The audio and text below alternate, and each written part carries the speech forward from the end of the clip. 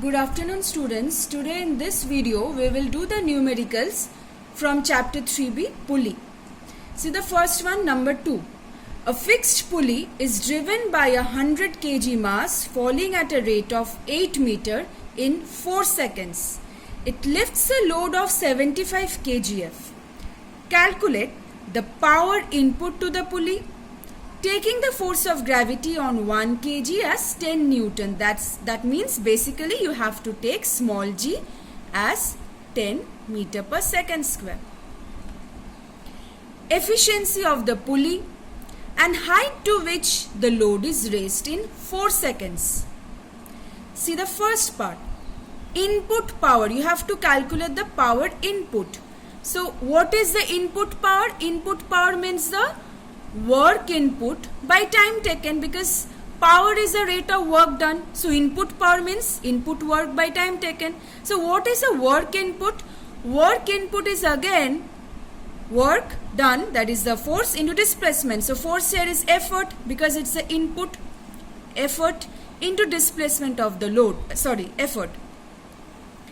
So what is effort here? See, effort is given is the pulley is driven by a 100 kg mass.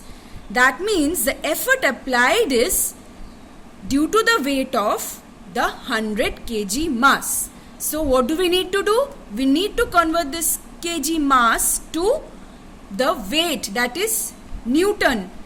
100 into 10. This is why we need the small g. 100 into 10, 1000 Newton.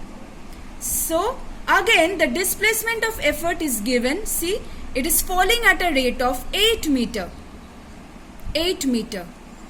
So what is the work input now?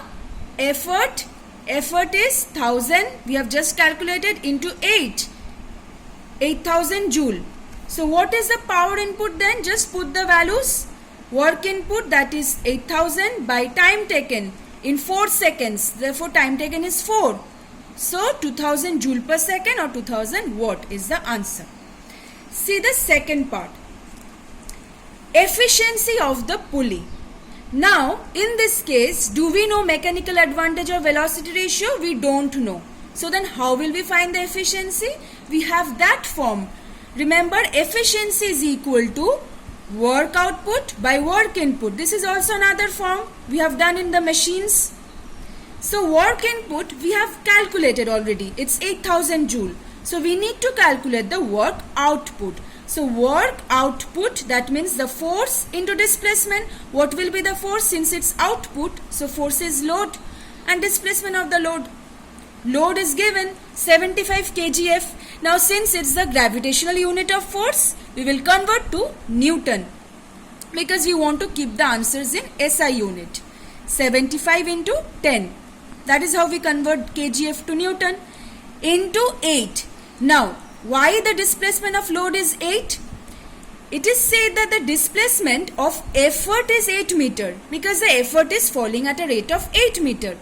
So this is a fixed pulley. Do you remember, for a fixed pulley, if the effort moves by a distance 8 meter, the load will also move by a distance of 8 meter. This gives you the answer for part C also, 8 meter. So 75 into 10 into 8, 6000 joule. Now put the values. Work output 6000 by work input 8000. You're getting 0.75 or 75%. See number 3.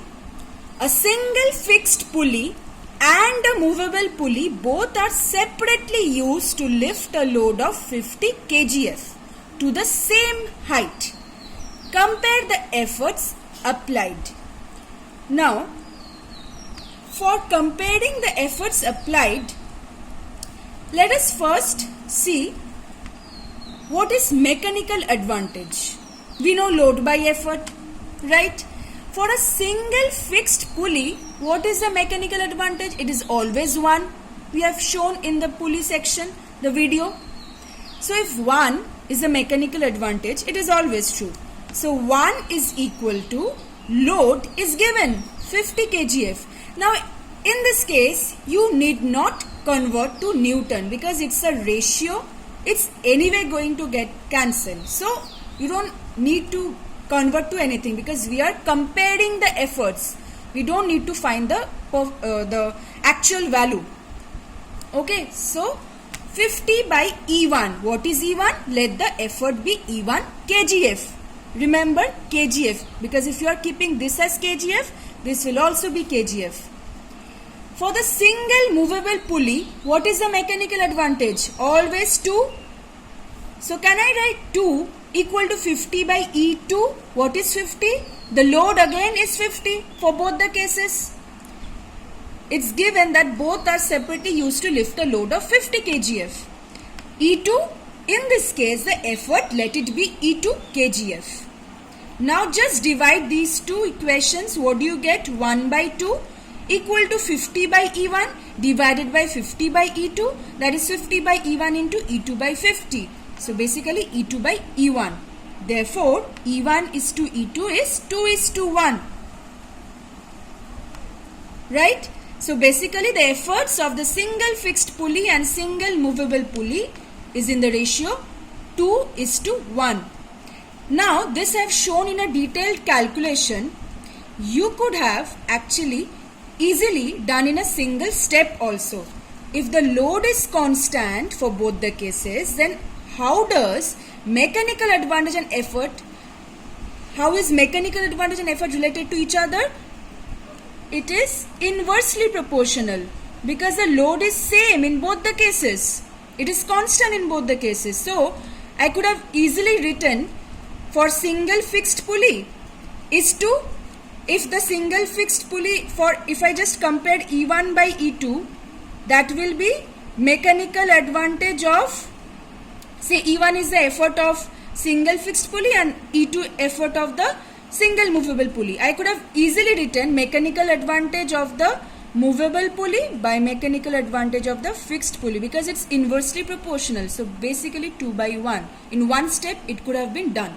So it's just a detailed explanation. So next, move to the next sum.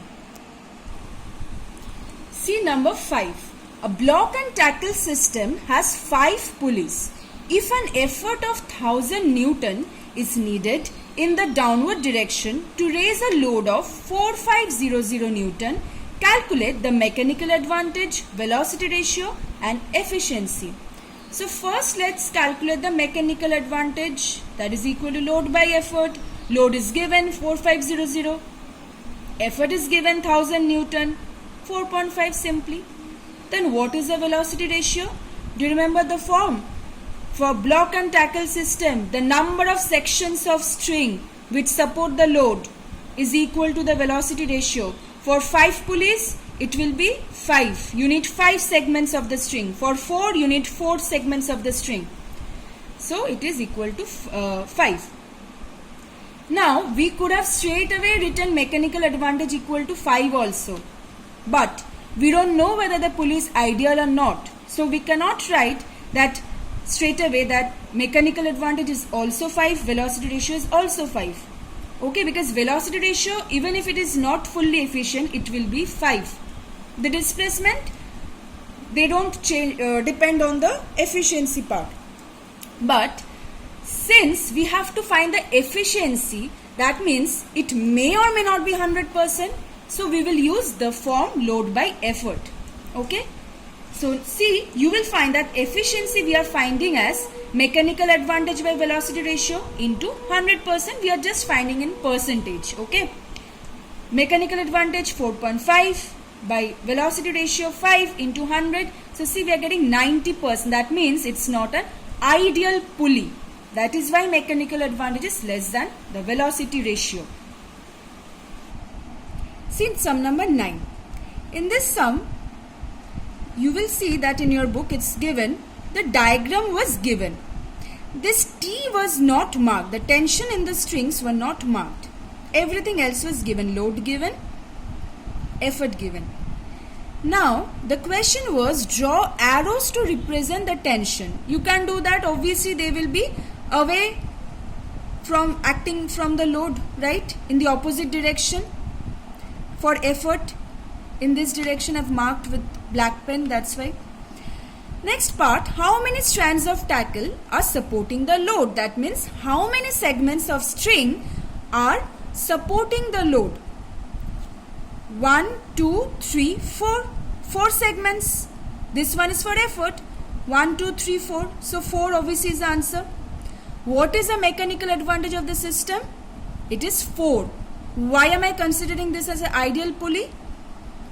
Basically, since in this case the value of load and effort are not given, so we can use the form simply that mechanical advantage is equal to the number of pulleys used in the block and tackle system. Okay, since it's not given the value of effort and value of load, so we will use this form. Now see the part, when load is pulled up by 1 meter, how far does the effort move? This also we have done. If the load moves up by say distance 1 meter, each segment of the string will move up by distance 1 meter. So ultimately the effort moves up by 4 meter. How much effort is needed to lift a load of 100 Newton? For this you need the form mechanical advantage equal to load by effort. Right? So that is why I told you we can use this form, because here load and effort are not given. You have to calculate. So if I know mechanical advantage 4, we know load, it's given 100, so we can find effort.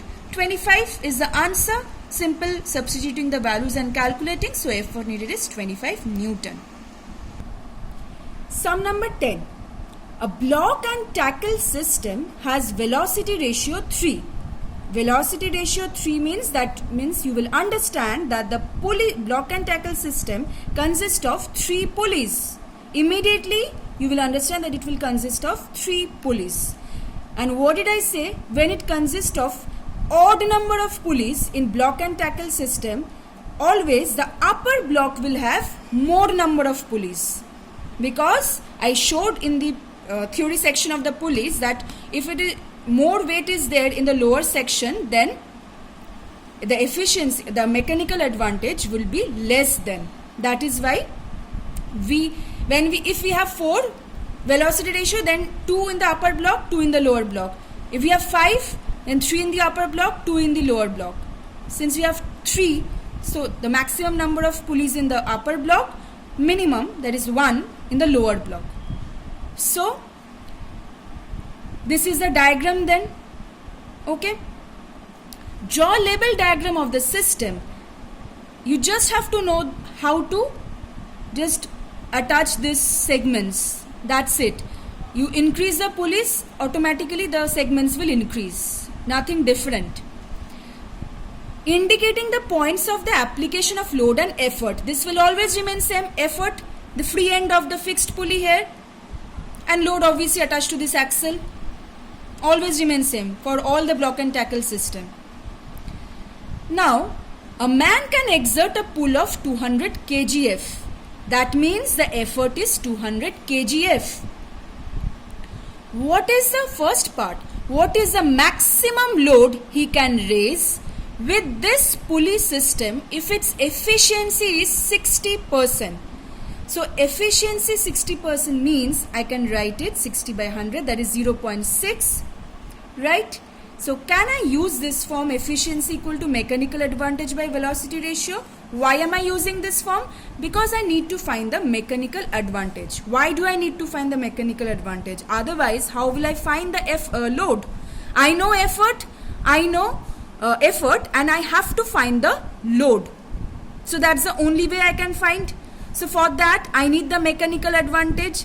And for finding the mechanical advantage, given things are efficiency 0.6, velocity ratio is given. So I can simply use this form.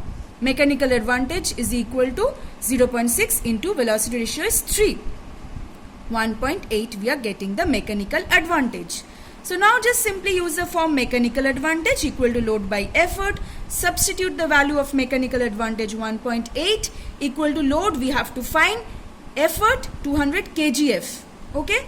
If you want to convert to Newton, you can. If you don't want, you can keep the answer in kgf. But remember, when you calculate the value 1.8 into 200, 360 kgf. Don't write then Newton, because since you are not converting, then keep it in kgf. If you are converting, then keep it in Newton. Convert both then. Now, next is second part. If effort end moves a distance 60 centimeter, what distance does the load move? How can we find that? By the velocity ratio. Velocity ratio is the distance moved by the effort arm, dE by dl, by the distance moved by load arm. Now given velocity ratio 3, distance moved by load arm, you have to find.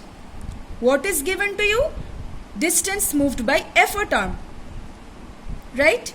So I'm just taking this in this part, so it will become the numerator here. Distance moved by effort arm by velocity ratio, it comes down. So just substitute the values. 60, it's given. Effort end moves a distance 60 centimeter. Effort end moves a distance 60 centimeter. So 60 by velocity ratio given 3, so 20 centimeter. Please be careful about the units specifically, because don't mix them up, otherwise marks will be deducted in your exam. So that's all for the numericals. If you have any doubts regarding any other numerical, you can ask me in the comment section, okay? Please go through the numericals, okay? These are very important for your exams.